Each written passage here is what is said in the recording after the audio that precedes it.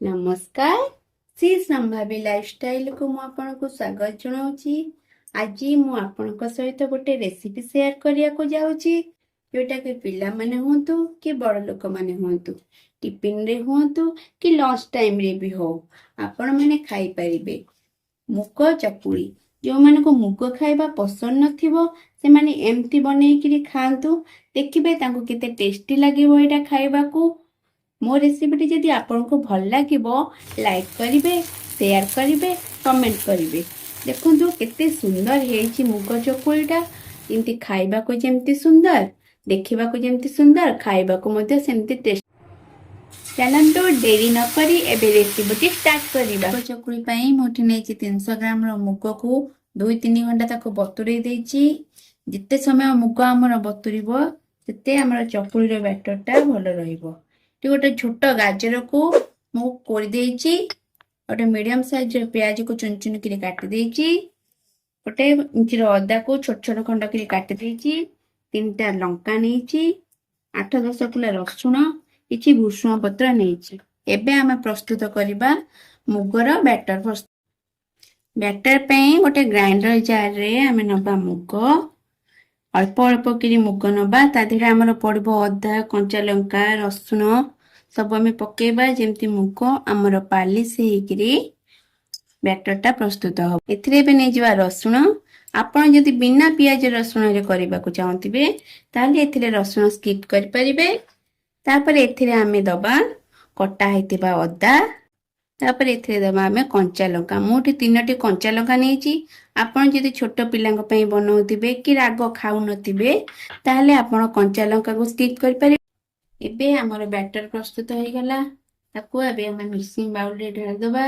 देखंतु बैटर हमर पूरा चिकन हे कि प्रस्तुत होइछि। जेतेबेले भी मुग चकुली आपण माने करिवे तेबेले मुगर बैटर टाको पूरा चिकन करी ताको प्रस्तुत। सेथिरे हमें एबे दबा हाफ चम्मच हळदी गुंड स्वाद अनुसार लूण गोटे चम्मच लूण सेथिरे ऐड करिबा कोरी के रखितिबा गाजर तापर सेथिरे ऐड करिबा कटा है रखिथिबा पियाज को सेथिरे भुसुंग पत्र पके दबा। आपण चाहिले सेथिरे धनिया पत्र भी पके पारे। एबे हमें ए सब को मिक्स कर दबा।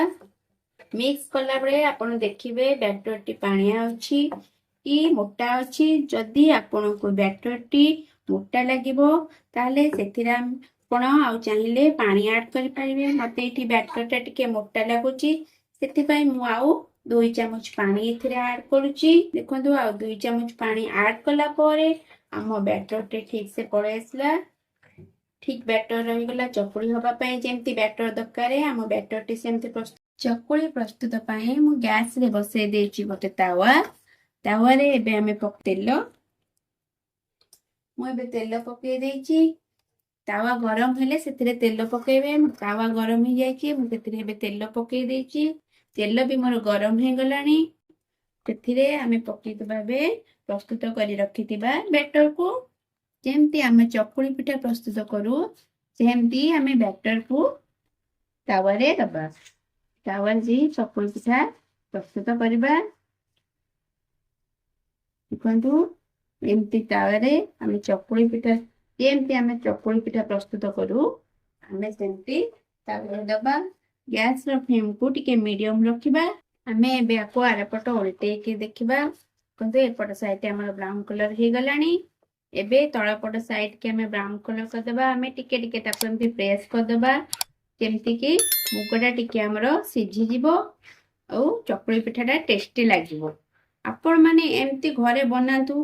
पिला माने छोट पिला माने भी टिफिन ने छोट पिला माने को भी टिफिन ने देई परिबे।